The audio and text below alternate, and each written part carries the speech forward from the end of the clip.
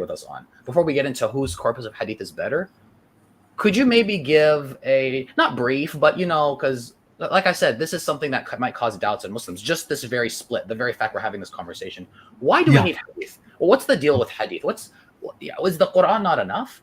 Now, of course, this is a whole stream on its own. We can have a whole stream on its own like this, but I think it is important to touch upon this at least for a moment, because this is something I think this is a whisper from shaitan many people might have. Well, listen, man, you wouldn't have to deal with all this commotion between Sunni hadith, Shia hadith. You wouldn't have all these differences if you just chose to follow the Quran by itself. Just follow the Quran. Is the Quran not enough for you? What would you say to someone, to those whispers of shaitan? What would you say to that? So first of all, the first thing I feel that needs to be established is that this position is not a position that was held by anyone in the first 2 centuries.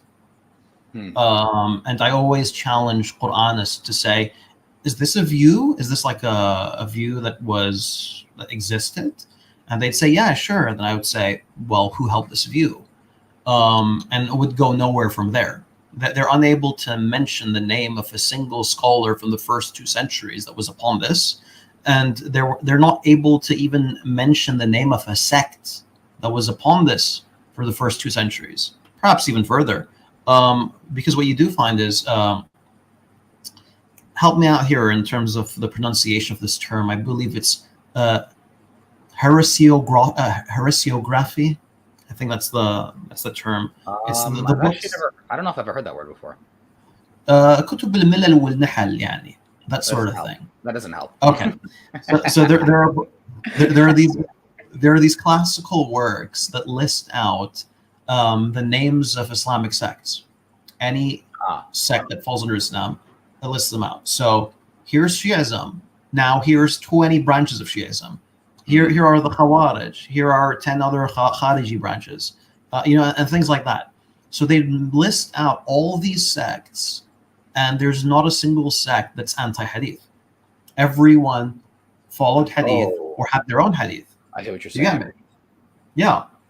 So basically, what you're saying is, because often, you know what? That's a very interesting point, because oftentimes when you find people who reject hadith overall, all hadith, they come across to seem to be providing this narrative of, well, you know what? There was once upon a time where it was just the Quran, and it was happy days, and then all of a sudden people came along and started doing some crazy business, and now all of a sudden you ended up with all these things called hadith, and now that's where all these problems started. We need to go back to the original when it was just the Quran. This never happened. This never happened. Right. There was never such a time when it was just the Quran, quote unquote. There was never a group of people, even the most extreme and fringe, and this never existed to any extent, right? The Sahaba would laugh at this. Every Muslim, whatever branch he might have fallen under, of course, I don't believe there's branches of Islam, but for simplicity, all these different groups that identified as Muslim, they would all have laughed at you. Right. This is just that simple. Even the most fringe of them, even the Khawarij, for God's sake. So now, okay, I think again, because that's not the main topic of the stream, I think that suffices for now. It's just, this is not some kind of development that we're defending. This is the original standard narrative that has always been there. That you had the Quran and you had the authentic teachings of the Prophet, peace be upon him. Now, if you think about it, like logically, it makes no sense for, let's say, a second generation Muslim to not ask first generation Muslims about the Prophet that they had access to. Imagine you're born into a family of Muslims. They're first generation Muslims. The Prophet, peace be upon him, has passed away. And your family says, Ramzi, here's the thing. We're upon this thing called Islam, and we believe Allah alone, and we reject these other gods and whatnot. And this man basically he was in Medina, and he spread his message, and that's why we left polytheism. And then you say, tell me more about this man. Naturally, you have to ask that question, right? So them telling you about him, that's hadith. Good point. It's really that simple, subhanAllah. It's as simple as that. Unless no one in the second generation cared about what the first generation went through. I mean, that's quite impossible.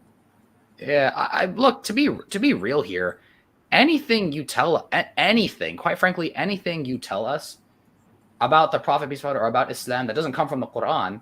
I mean, again, I'll get from the if it's about the Prophet Muhammad, if it's about Allah, excuse me, if it's anything theologically relevant, and it's not from the Quran, well, by definition, that's from Hadith, right? If it's from the Prophet, right? If it's coming from the Prophet peace be upon him, if you're ascribing it, if you're ascribing it to some theological point about Islam, yeah, ultimately it has to stem from some sort of Hadith. Ultimately, now having said that, so bottom line, folks, is for all the people watching, bottom line, Hadith. The question of whether or not to follow Hadith is not even a question, because this is what everyone has done since the beginning. This is what the Muslims, the Sahaba, what every fringe, normal, and everything in between sect of Islam has always done. This is not some new thing. In fact, the people who reject Hadith, they are the new thing. They are the new fringe, you can say, right?